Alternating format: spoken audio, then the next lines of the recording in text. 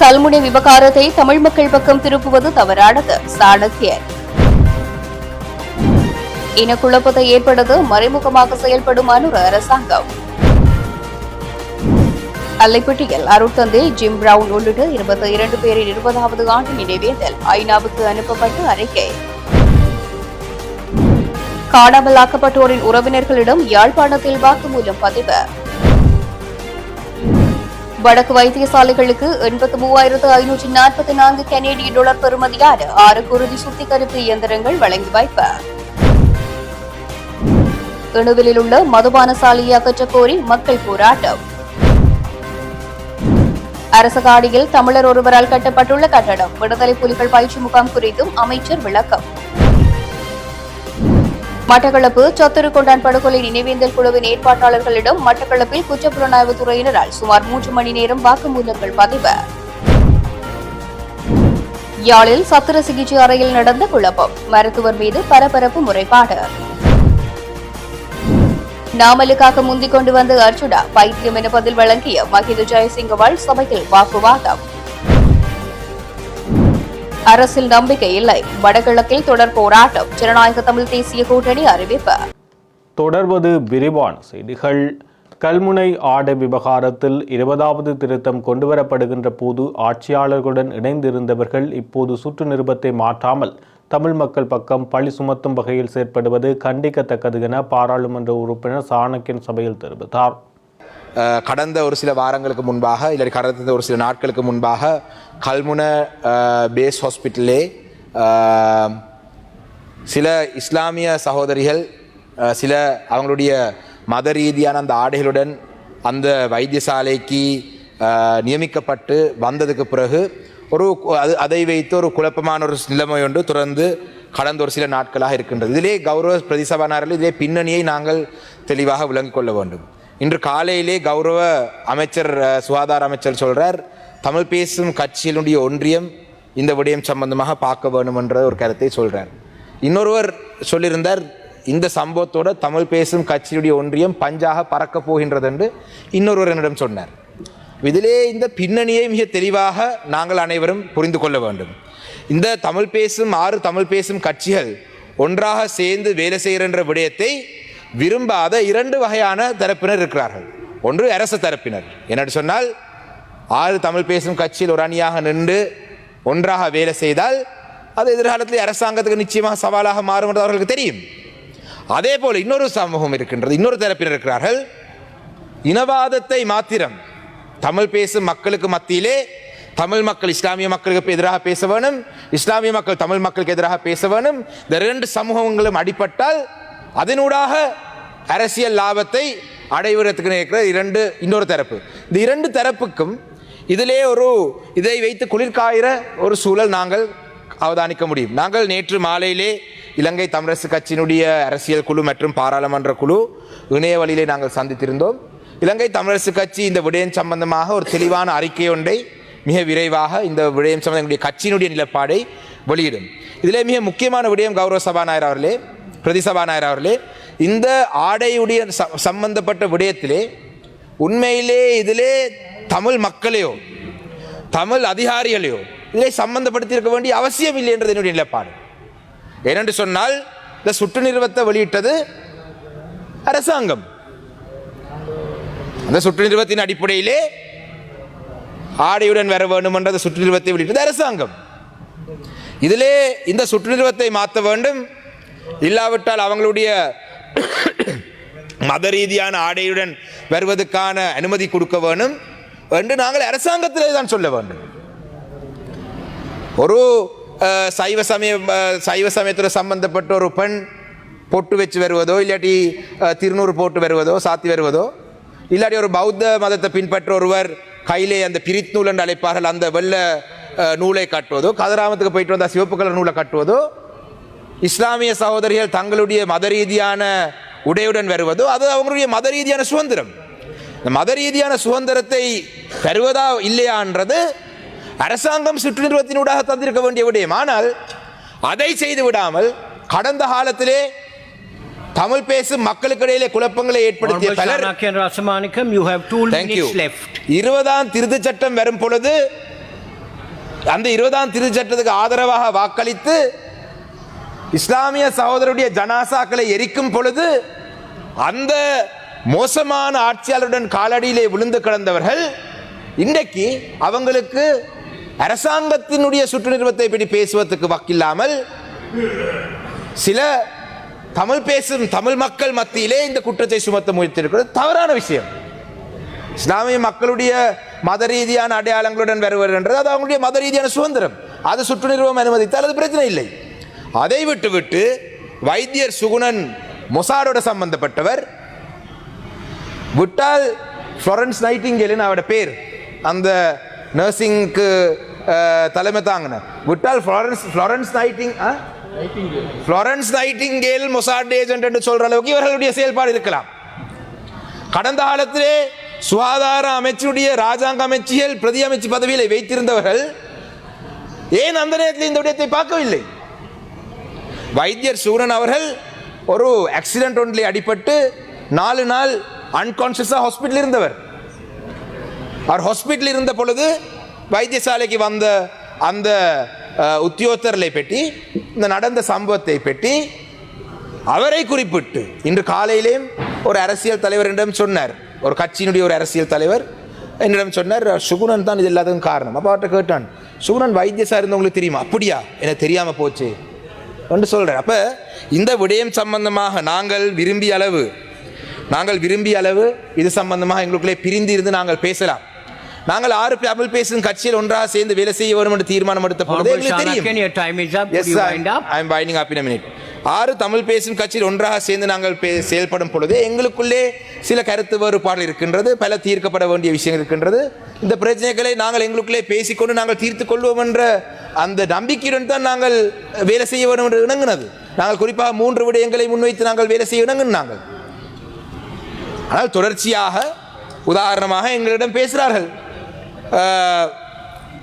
Sammanthurai zonal ஆஃபீஸ்லேயே ஒரு சில வருடங்களுக்கு முன்பாக ஒரு ஜோனல் எஜுகேஷன் டைரக்டர் வந்து அவரை ஒரு தமிழர் என்ற காரணத்துக்காக அவரை வேலை செய்யக்கூடாதுன்னு எழுப்பினார்கள். நாங்கள் அதை பற்றி இன்றைக்கு வரைக்கும் பேசிக் கொண்டிருந்தால் நாங்கள் எதிர்காலத்தை நோக்கி ஒன்றாக பயணிக்க முடியாது. சில நேரங்களிலே அண்மையிலே காத்தாங்குடியிலே கௌரவ ஹிஸ்புல்லா அமைச்சர் அவர்கள் 90ஆம் ஆண்டு நடந்த அந்த ஒரு துயர சம்பவத்தை பற்றி சில கருத்துகள் சொல்லும் பொழுது தமிழ் சமூகம் சொல்றார்கள், அவரே காளி கோவிலை இடித்தன்னு சொன்னார், அதை பற்றி நீங்கள் போலீஸ்ல முறைப்பாடு செய்து விசாரணை செய்ய வேண்டும் சொல்றார்கள். வீரமுனையிலே விளைவு கட்ட விடுறாங்க இல்லை சொல்றார்கள். ஆனால் இப்படியான எங்களுக்கு தீர்க்கப்பட வேண்டிய பல தீர்க்கப்பட வேண்டிய பிரச்சனை இருக்கின்றது. ஆனால் நாங்கள் ஒற்றுமையாக சேர்ந்து அதை விட இன்னும் பல முக்கியமான விஷயங்கள் இருக்கு. அந்த ஒற்றுமையாக சேர்ந்து பயணிக்கக்கூடிய விஷயங்களிலே நாங்கள் சேர்ந்து பயணிக்க வேண்டும். அதே நேரத்தில் இந்த விடயங்களை நாங்கள் பேசி தீர்த்து கொள்ள வேண்டும். அந்த வகையிலே இந்த இஸ்லாமிய சகோதரிகளுக்கு அவங்களுடைய மத அடையாளத்தை பாதுகாத்து கொண்டு அவங்களுடைய மத ரீதியான எந்த தடையும் இல்லாமல் அவங்கள் நாடு முழுவதும் வேலை செய்வதற்கு அரசாங்கம் ஒரு சுற்று நிறுவனத்தை விட்டால் அவங்கள் அந்த சுற்று நிறுவனத்தில் எங்கேயும் வேலை செய்யலாம்.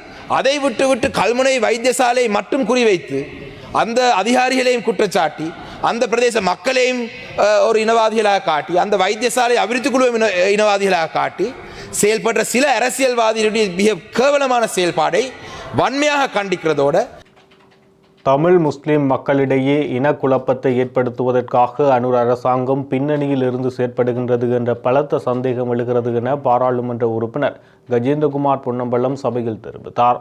என்னடா அரசாங்கத்துடைய ஒரு சுற்றுச்சூழல் சர்க்குலர் ஊடாக கட்டுப்படுத்தின இல்லாட்டி ஒரு சில பழைய விதிமுறைகளை சுட்டிக்காட்டித்தான் இந்த பிரச்சனை கிளப்பப்பட்டிருக்கின்றது. அவ்வகையிலே ஒரு அநீதி மிக வெளிப்படையாக ஒரு சமூகத்துக்கும் நபர்களுக்கும் அந்த சமூகத்தை சார்ந்த நபர்களுக்கும் ஒரு அநீதி நடைபெறுகின்ற பொழுது அந்த இடத்துல அரசாங்கத்துக்கு இருக்கக்கூடிய மிக முக்கியமான கடப்பாடு தலையிடுவது.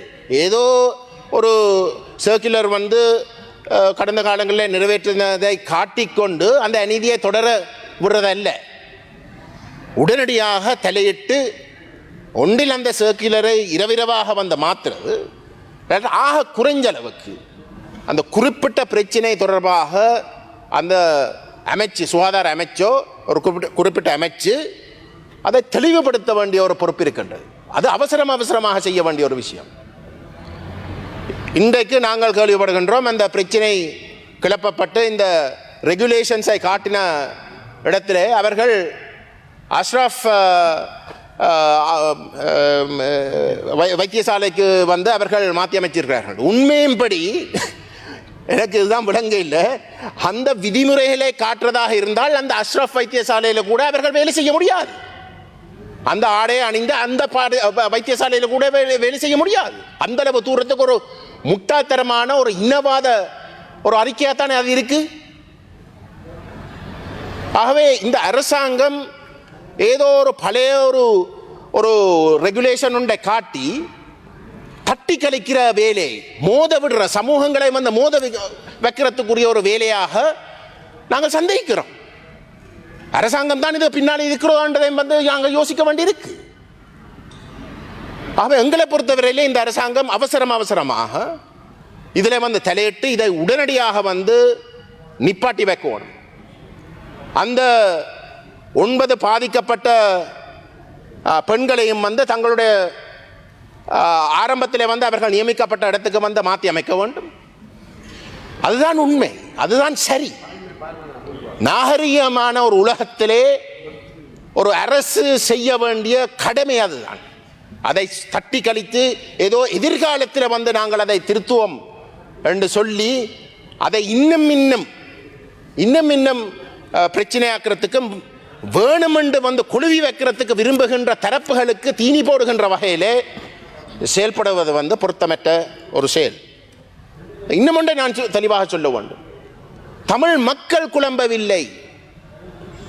தமிழ் மக்களை பொறுத்தவரையிலே கல்முனை வடக்கு மக்களாக இருக்கலாம், வடகிழக்கை சார்ந்த தமிழ் மக்களாக இருக்கலாம், மதங்களை மதிக்கின்ற மக்கள், இனங்களுடைய கலாச்சாரங்களை வந்து முற்றுமுழுதாக மதிக்கின்ற ஒரு மக்கள், எங்களுடைய முஸ்லிம் மக்களோடு கிழக்கு மாகாணத்திலேயும் வடக்கிலையும் ஒன்றொன்றாக பிரிக்க முடியாமல் வாழுகின்ற மக்கள், அவர்களை பொறுத்தவரையிலே வந்து அந்த பெண்கள் கல்முனை வடக்கு வைத்தியசாலையிலே வேலை புரிவது வந்து அவர்களுக்கு எந்த விதத்திலையும் வந்து ஒரு பிரச்சனை கிடையாது. ஆகவே இங்கே ஒரு பெரிய மக்களுக்கு இடையிலான பிரச்சனை கிடையாது. திட்டமிட்ட வகையிலே குழப்பத்தை ஏற்படுத்த விரும்புகின்ற தரப்புகள் எடுக்கிற முயற்சியை நாங்கள் இனங்கண்டு அதை உடனடியாக நிப்பாட்ட வேண்டும். கடமை இருக்கின்றது இந்த அரசாங்கத்துக்கு. இன்றைக்காவது நாங்கள் இந்த வேலைவாய்ப்பு சம்பந்தமாக, அதுவும் பெண்கள் சிறுவர்கள் தொடர்பாக, இளைஞர்கள் தொடர்பாக நாங்கள் விவாதிக்கின்ற இந்த சட்டம் விவாதிக்கப்படுகின்ற இந்த சந்தர்ப்பத்திலேயாவது இந்த கல்முனை வடக்கு விடயத்தை தெளிவுபடுத்தி அதுக்கு ஒரு முற்றுப்புள்ளி வைக்கிறது. அரசாங்கம் வந்து கொள்கையில வந்து ஹிஜாபை அணிந்து வேலைக்கு போவதிலே எந்த விதமான தடையும் இல்லை என்ற ஒரு கொள்கை பிரகடனத்தை வந்து அறிவிக்க வேண்டிய பொறுப்பு இந்த அரசாங்கத்திடம் விசேஷமாக இருக்கு. கௌரவ தலைமை அடுத்ததாக நான் எங்களுடைய முஸ்லிம் சகோதரர்களிடம் தயவுடன் கேட்டுக்கொள்கின்றேன். இந்த முரண்பாடுகளை நாங்கள் எந்த அளவுக்கு தவிர்க்க வேணும் என்று சொன்னால் எங்களுடைய முஸ்லிம் சகோதரர்களையும் வந்து சற்று யோசிக்க வேணும். கல்முனை வடக்கு டிஎஸ் பிரிவாக வந்து அங்கீகரிக்க சொல்லி அது ஏற்கனவே அங்கீகரிக்கப்பட்டது. அதை அதுக்குரிய கணக்காளரை வந்து நியமிக்க சொல்லி நாங்கள் கேட்பதையும் எங்களுடைய முஸ்லிம் சகோதரர்கள் வந்து அது இந்த சரியான கோணத்தில் விளங்கிக் கொள்ள வேண்டும். தயவு செய்து எங்களை பிரிச்சாடுறதுக்கு விரும்புகின்ற தரப்புகளுக்கு தீனி போடுகின்ற வகையிலே நாங்கள் செயல்படாமல் நாங்கள் ஒரு புரிந்துணர்வோடு நாங்கள் செயல்பட வேண்டும் என்று நான் தயவுடன் கேட்டுக்கொள்ள விரும்புகின்றேன். இறுதியாக நான் சுருக்கமாக சொல்லுகின்றேன். இந்த பெண்கள் சிறுவர்கள் பொறுத்தவரையில் வடகிழக்கை பொறுத்தவரையிலே பெண்கள் தாய்மார் என்ற வகையில் வந்து அவர்களுக்கு இருக்கக்கூடிய மிகப்பெரிய சவால் வந்து இந்த போதைப் பொருள் வடகிழக்கிலே வந்து ஒரு புற்றுநோயாக பரவி கொண்டிருக்கக்கூடிய இந்த போதைப்பொருள் பிரச்சனை. வடகிழக்கிலே யுத்த காலத்திலே போதைப்பொருள் இராணுவத்தாலே திட்டமிட்டு வந்து பரப்பப்பட்டதுன்றது வந்து இன்றைக்கும் கூட அதுதான் நடக்கிறன்றதில் வந்து மாட்டுக்கிறது கிடையாது. ஆனால் நான் சுட்டிக்காட்ட விரும்புகின்ற விடயம், அன்றைக்கு போர்க்காலத்திலே எதிரியாக இராணுவம் கருதின ஒரு சமூகத்தை முடக்குவதற்கு வந்து தொடங்கின ஒரு விஷயம் இன்றைக்கு தெற்கிலே அதே புற்றுநோய் தெற்கிலேயும் மிக மோசமாக மக்களை பாதிக்கின்ற அளவுக்கு வந்து அதை பரவி இருக்கு. இன்றைக்கு வடகிழக்கிலே வந்து போதையாலே வந்து பாதிக்கப்படுற மக்கள் புனர்வாழ்வு என்று சொல்லி போட்டு ரீஹபிலிட்டேஷன் சென்டர்ஸுக்கு வந்து அனுப்புறது ஒரு தீர்வு அல்ல. சிறைக்கு அனுப்பின இடத்துல வந்து அவர்கள் சிறையில வந்து இன்னும் அல்லைப்பட்டி பங்கு தந்தையாக பணியாற்றிய அருத்தந்தை ஜிம் பிரவுன் அடிகளார் மற்றும் அவரது உதவியாளர் பென்சன் விமலதாஸ் ஆகியோர் காணாமல் ஆக்கப்பட்டு 20 ஆண்டுகள் நிறைவடைந்துள்ள நிலையில் அவர்களுடன் அக்கால பகுதியில் காணாமல் ஆக்கப்பட்ட 22 பேரின் நினைவேந்தல் நிகழ்வு இன்று அனுஷ்டிக்கப்பட்டது. நினைவேந்தலை முன்னிட்டு அல்லைப்பட்டி சந்தையிலிருந்து அமைதி பேரணி ஆரம்பமானது. கிறிஸ்தவ மத குருக்கள், காணாமலாக்கப்பட்டோரின் உறவினர்கள் மற்றும் பொதுமக்கள் பங்கேற்ற பேரணி புனித பிலிப்பு டேரியார் ஆலயத்தை சென்றடைந்தது. அதனைத் தொடர்ந்து ஆலயத்தில் நினைவஞ்சலி நிகழ்வும் விசேட வழிபாடுகளும் இடம்பெற்றன. காணாமலாக்கப்பட்டவர்களின் நினைவாக அஞ்சலி உரைகளும் நிகழ்த்தப்பட்டன. 2006ஆம் ஆண்டு ஆகஸ்ட் 20ஆம் தேதி யாழ்ப்பாணத்திலிருந்து அல்லைப்பட்டிக்கு சென்று மீண்டும் திரும்பிக் கொண்டிருந்த போது அருட்தந்தை ஜிம் பிரவுன் அடிகளாரும் அவரது உதவியாளர் பென்சன் விமலதாசும் காணாமலாக்கப்பட்டனர். அருட்தந்தை ஜிம் பிரவுன் அடிகளார் ஈழத்தின் வடக்கில் 4ஆம் கட்ட ஈழப்போர் தீவிரமடைந்த காலப்பகுதியில் இடம்பெற்ற முக்கிய மனித உரிமை மீறல் சம்பவங்களில் ஒன்றாக குறிப்பிடப்படும் இந்த சம்பவத்தின் மூலம் காணாமலாக்கப்பட்டார். யாழ்ப்பாணத்திலிருந்து பிற்பகல் 1:45 மணியளவில் அல்லைப்பட்டிக்கு சென்றதற்கான பதிவும், பிற்பகல் 1:50 மணியளவில் அங்கிருந்து திரும்பியதற்கான பதிவும் பண்ணைப்பாலம் பகுதியில் நிலை கொண்டிருந்த இராணுவத்தினரிடம் இருந்ததாக அக்காலத்தில் தெரிவிக்கப்பட்டிருந்தது. எனினும் அதன் பின்னர் இருவரின் நிலை தொடர்பில் உறுதியான தகவல்கள் எதுவும் கிடைக்கவில்லை. 20 ஆண்டுகள் கடந்தும் அவர்களது நிலை தொடர்பில் உண்மை வெளிப்படுத்தப்படாத நிலையில் காணாமலாக்கப்பட்ட 22 பேரையும் நினைவு கூறும் வகையில் இன்றைய நிகழ்வு இடம்பெற்றது. குறித்து இந்த நிகழ்வில் மறைமாவட்ட குருக்கள் ஒன்றிய தலைவர் அருட்பணி எஸ்ரெக்ஸ், யாழ்ப்பாண பல்கலைக்கழக பேராசிரியர் இளப்பிறை சட்டத்தரணி சுகாஸ், கொழும்பைச் சேர்ந்த அருட்தந்தை செராட் மற்றும் யாழ் மறைமாவட்ட நீதி சமாதான ஆணைக்குழு தலைவர் அருட்தந்தை அகஸ்டின் ஆகியோர் அஞ்சலி உரைகளை நிகழ்த்தினர். அஞ்சலி நிகழ்வு அல்லைப்பட்டி பங்குத்தந்தை அருட்தந்தை லியோ ஃபாதர் தலைமையில் இடம்பெற்றது. நிகழ்வில் கிறிஸ்தவ மதகுருக்கள், பொதுமக்கள் மற்றும் காணாமலாக்கப்பட்டோரின் உறவினர்கள் என பெருமளவானோர் கலந்து கொண்டு காணாமலாக்கப்பட்டவர்களின் நினைவாக அஞ்சலி செலுத்தினர். இதேவேளை அல்லைப்பட்டி சந்தையில் இருந்து புனித பிலிப்பு நேரியார் ஆலயம் வரை இடம்பெற்ற கவனஈர்ப்பு பேரணியுடன் நிகழ்வுகள் ஆரம்பமாகின. தொடர்ந்து ஆலயத்தில் நினைவுச்சுடர் ஏற்றப்பட்டு அகவணக்கம் செலுத்தப்பட்டதுடன் நினைவுரைகளும் இரங்கல் திருப்பலையும் இடம்பெற்றன. நிகழ்வின் நினைவுரைகள் நிறைவடைந்த பின்னர் அருட்தந்தை ஜிம் பிரவுன் மற்றும் திரு விமலதாஸ் ஆகியோர் காணாமலாக்கப்பட்டவை தொடர்பில் உண்மையையும் நீதியையும் நிலைநாட்ட ஐக்கிய நாடுகள் சபை தலையிட வேண்டும் என கோரும் அறிக்கையை யாழ் மறைமாவட்ட நீதி சமாதானத்துக்கான ஆணைக்குழுவின் தலைவர் அருட்தந்தை அந்தோனி பிள்ளை அகஸ்டின் வாசித்தார். தொடர்ந்து யாழ் மறைமாவட்ட குருக்கள் ஒன்றியத்தின் தலைவர் அருட்தந்தை ரெக்ஸ் சவுந்தரா தலைமையில் இரங்கல் திருப்பலி ஒப்புக் கொடுக்கப்பட்டது. அருட்தந்தை ஜிம் பிரவுன் மற்றும் திரு விமலதாஸ் ஆகியோரின் நினைவாக ஆலய வளாகத்தில் மரக்கன்றுகளும் நாட்டப்பட்டது. அருட்தந்தை ஜிம் பிரவுன் அடிகளார் காணாமலாக்கப்பட்ட 20ஆம் ஆண்டிலே நாங்கள் திரும்பவும் கூடியிருக்கின்றோம். நாங்கள் கூடியிருக்கின்றோம் என்று சொல்வதிலும் பார்க்க காணாமல் ஆக்கப்பட்ட ஜிம் பிரவுன் எங்கள் எல்லாரையும் இங்கு ஒன்று கூட்டியிருக்கிறார். இத்தகைய ஒன்று கூடல்கள் எங்களுக்கு அவசியமானவை, மிகவும் மிகவும் எங்களுக்கு தேவையானவை. எதற்காக அல்லது இந்த ஒன்று கூடல் எதற்காக அல்லது எதற்காக அருட்தந்தை ஜிம் பிரவுன் எங்களை இங்கு ஒன்று கூட்டியிருக்கிறார் என்றால் அவர் கொண்டிருந்த நம்பிக்கைதான் அதற்கு காரணம். அது என்ன நம்பிக்கை? இந்த அல்லைப்பட்டி பங்குக்கு அவர் பணி செய்ய வந்து ஆக 10 நாட்கள் தான். அந்த 10 நாட்களிலே அந்த மக்களை அறிந்து அவர்களுக்காக தன்னுடைய உயிரை தியாகம் செய்வது என்பது இயலாத காரியம். ஆனால் அவர் கொண்டிருந்த அந்த நம்பிக்கை தான் அத்தகைய ஒரு நிலைக்கு அவரை உந்தி தள்ளியது. வெறுமனே மனித உறவுகள் என்று சொல்வதற்கு அப்பாலே நம்பிக்கை மிகவும் பலமானது, வலிமையானது. அது தெரிந்தவர்கள் தெரியாதவர்கள்,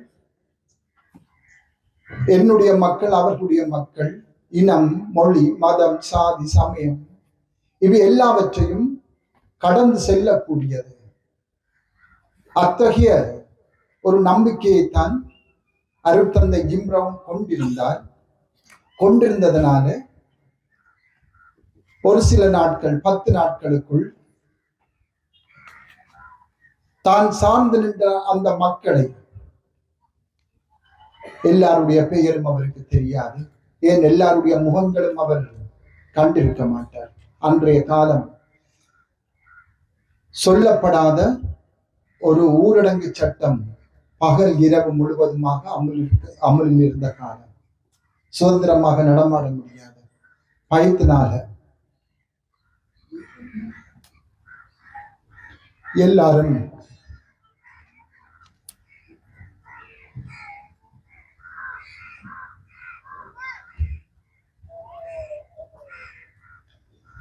வீடுகளுக்குள் முடங்கியிருந்த காலம்.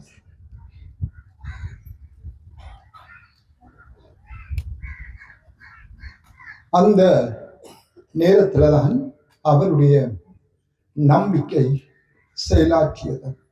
வீரத்துடன், தீவிரத்துடன் அது செயலாற்றியது.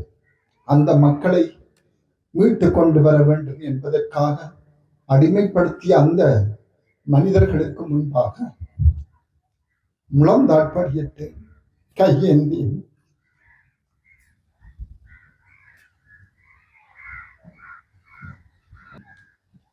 அதற்காகத்தான், அதனாலதான் அவர் இந்த எங்களை இங்கு ஒன்று கூட்டி இருக்கின்றார். இந்த ஒன்று கூடல்கள் அவசியம், எங்களுக்கு தேவையானவை. எதற்காக? எங்களுடைய அடிமைத்தனங்களை நாங்கள்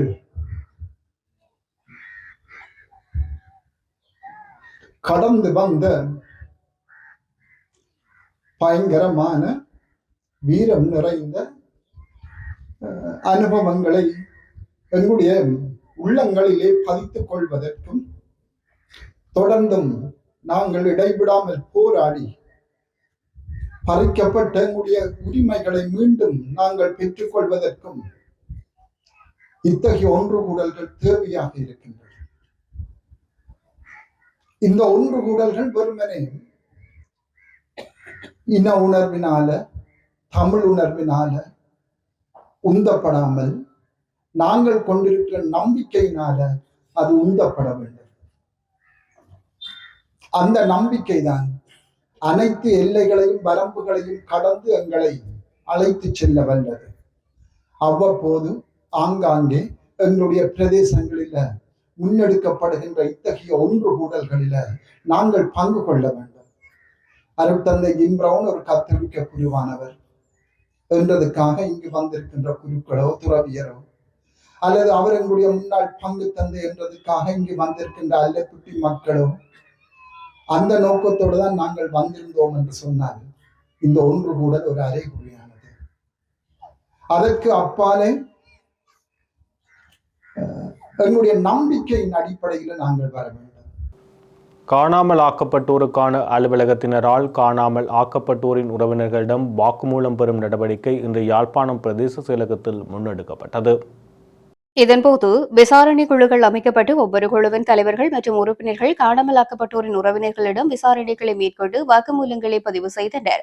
யாழ்ப்பாணம் பிரதேச செயலகத்திற்குட்பட்டு பல்வேறு கிராம சேவையாளர் பிரிவுகளைச் சேர்ந்தவர்களுடன் சாவகச்சேரி பிரதேசத்தை சேர்ந்து காணாமலாக்கப்பட்டோரின் உறவினர்களும் அதிகளவில் இந்த நடவடிக்கையில் பங்கேற்றனர். காணாமலாக்கப்பட்டவர்களின் வயது, காணாமலாக்கப்பட்ட காலப்பகுதி, சம்பவம் இடம்பெற்ற விதம் உள்ளிட்ட பல்வேறு விடயங்கள் தொடர்பில் உறவினர்களிடம் விசாரணைகள் மேற்கொள்ளப்பட்டு தகவல்கள் பதிவு செய்யப்பட்டன. காணாமலாக்கப்பட்டோரின் நிலை தொடர்பில் உண்மையை கண்டறிந்து அவர்களது உறவினர்களுக்கு உரிய பதிலை பெற்றுக் கொடுப்பதற்கான நடவடிக்கையின் ஒரு பகுதியாக இந்த வாக்குமூலம் பதிவு செய்யும் செயற்பாடு முன்னெடுக்கப்பட்டதாக தெரிவிக்கப்பட்டது. செந்தில்குமரன் நிவாரண நிறுவனமும் வடக்கு மாகாண சபையும் இணைந்து வடக்கு மாகாண மருத்துவமனைகளுக்கு 6 குருதி சுத்திகரிப்பு இயந்திரங்களை வழங்கும் நிகழ்வு இன்றைய தினம் வியாழக்கிழமை யாழ்ப்பாண பல்கலைக்கழக மருத்துவ பீடத்தின் மருத்துவ சிகிச்சை மற்றும் ஆராய்ச்சி மையத்தில் நடைபெற்றது.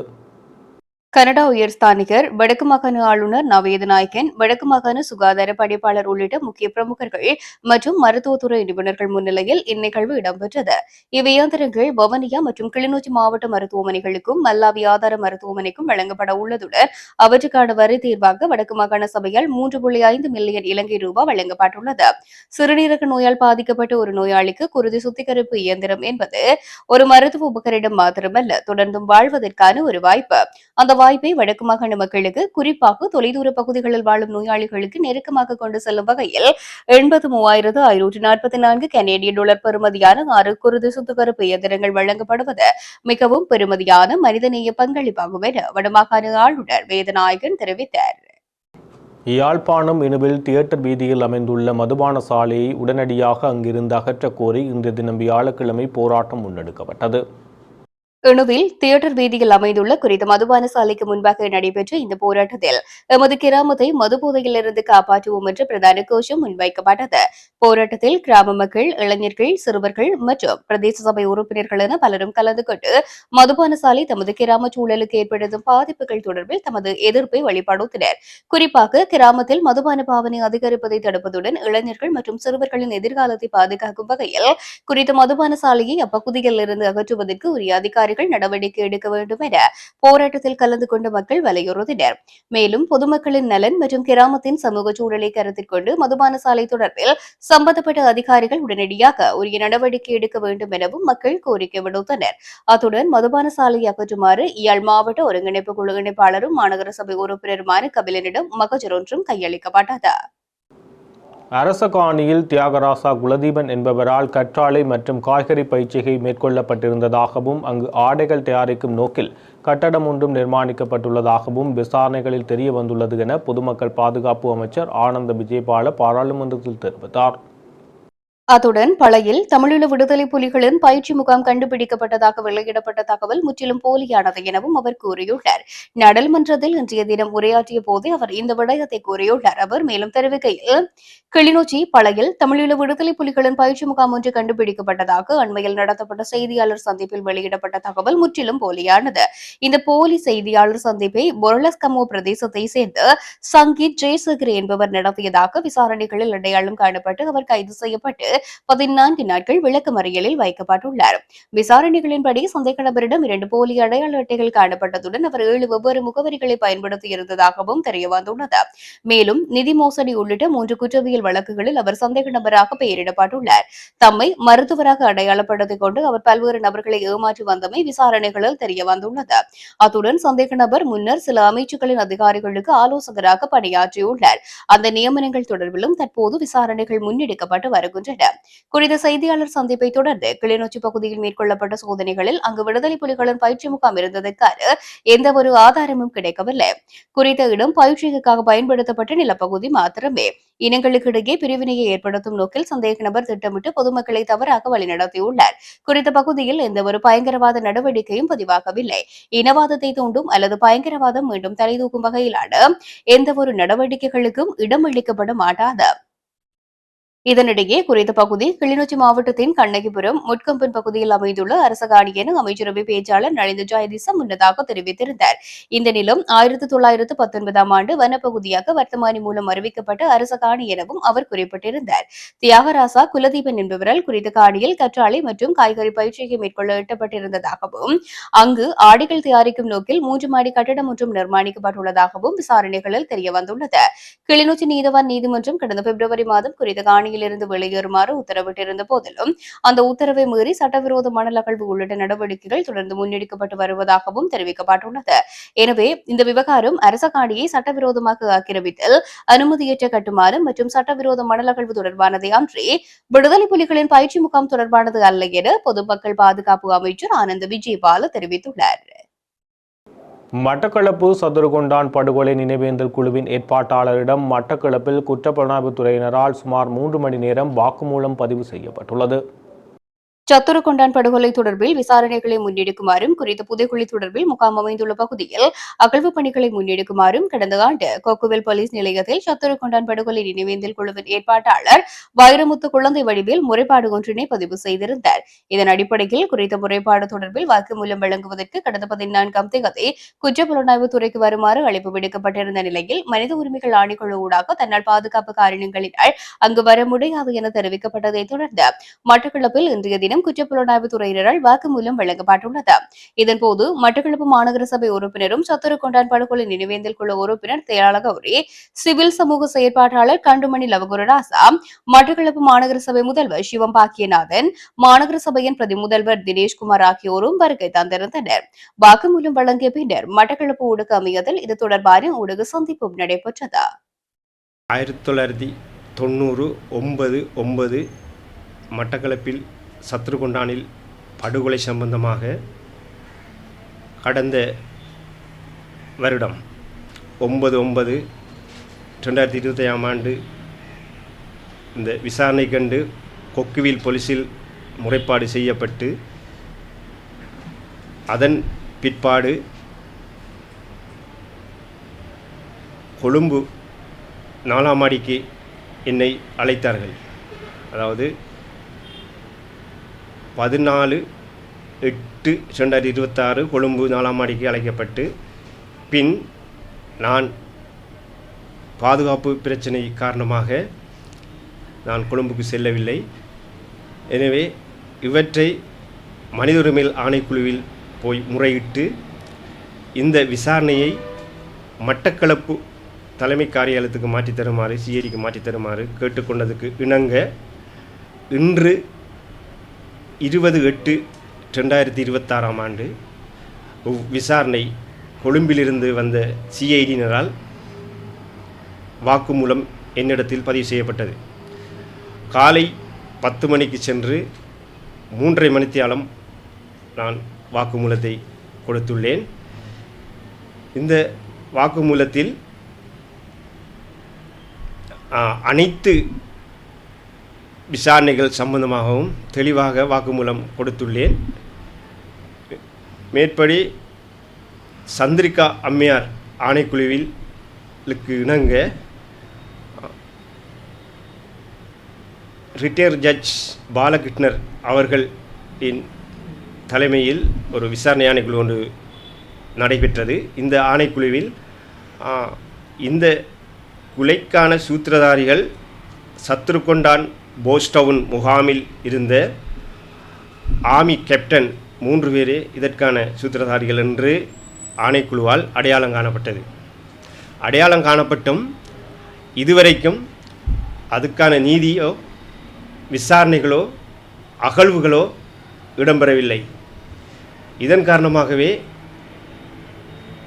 கடந்த வருடம் இவற்றை துரிதமாக விசாரணை செய்ய வேண்டும் என்று ஒரு முறைப்பாடு கொக்குவில் போலீஸ் கொடுக்கப்பட்டு பின் முறைப்பாட்டுக்கு விளக்கத்தை இன்று கொடுத்துள்ளேன். எனவே இந்த விசாரணையை கடந்த காலங்களில் ஏன் கொடுக்கவில்லை என்ற கேள்வி ஒன்று சிஐடியினால் வினவப்பட்டது. கடந்த காலத்தில் இவ்வாறான ஒரு பாதுகாப்பு சிக்கல் இருந்தபடியால் எங்களுக்கு அந்த அரசாங்கத்தில் நம்பிக்கை இல்லாத என்றபடியால் தற்போது இந்த அரசாங்கத்தில் ஓரளவு நம்பிக்கை இருக்கபடியால் தான் இந்த விசாரணையை மேற்கொண்டு முன்னெடுத்தோம். இந்த விசாரணையில் இந்த படுகொலைக்கு விரைவான ஒரு தீர்வை தர வேண்டும் என்றும் இதை சத்ருகொண்டான் போஸ்டவுன் முகாமை அகழ்வு பணிக்கு இடம்பெற வேண்டும் என்றும் மிகவும் ஆணித்தரமாக கேட்டுக்கொண்டேன்.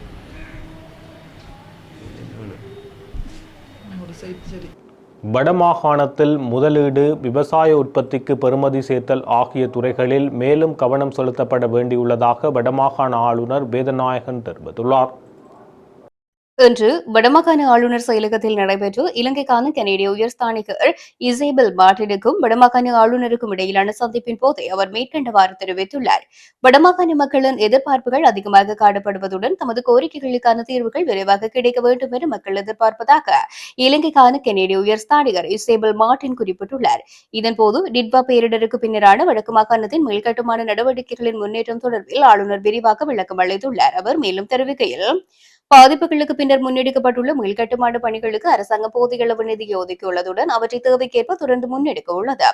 டிட்வா பேரிடர் காரணமாக வடமாகாணம் இழப்புகளை எதிர்கொண்டிருந்த போதிலும் மாகாணத்தில் மேற்கொள்ளப்பட்ட நீர்ப்பாசன முகாமைத்துவத்தின் பலனாக இந்த முறை சிறுபோக்கத்தில் அதிகளவிலான நெல் விளைச்சலை பெற்றுள்ளது. அதேவேளை வடமாகாணத்தில் கிடைக்கப்பெறும் விவசாய உற்பத்திகளை மூலப்பொருட்களாக மாத்திரம் சந்தைப்படுத்தாமல் அவற்றை பெறுமதி சேர்க்கப்பட்ட உற்பத்திகளாக மாற்றி சந்தைப்படுத்துவதற்கு தேவையான வசதிகள் மற்றும் வாய்ப்புகள் இன்னமும் போதிய அளவில் உருவாக்கப்படாத நிலை உள்ளது. இவ்வலயங்கள் மாகாணத்தின் முதலீட்டு சூழலை விரிவுபடுத்துவதற்கும் புதிய தொழில் வாய்ப்புகளை உருவாக்குவதற்கும் பங்களிக்கும்.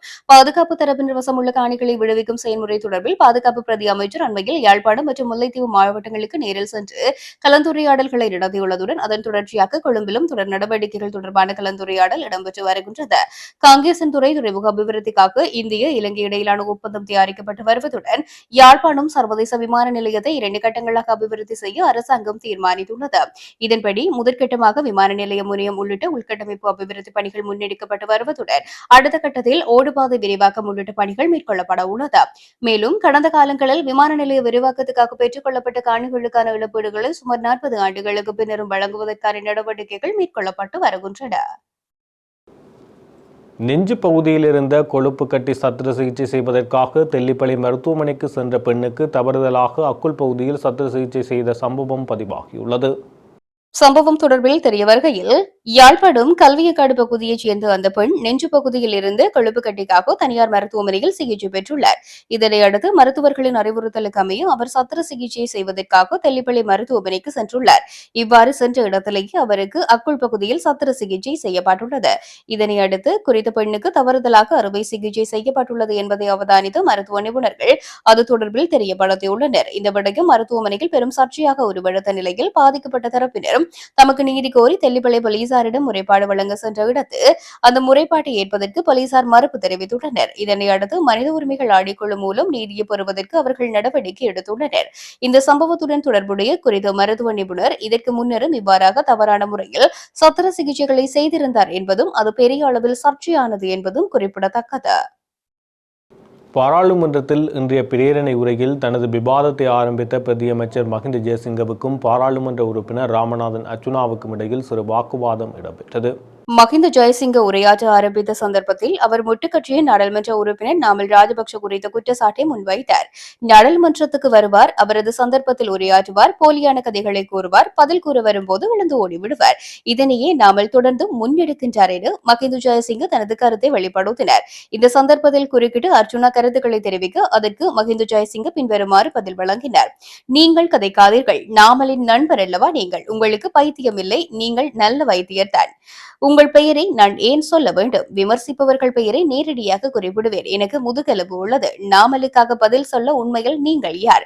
உங்களுக்கு பைத்தியம் இல்லை, நீங்கள் ஒரு நல்ல வைத்தியர் தான். நீங்கள் முதலில் அமைதியாக இருங்கள் என கூறினார்.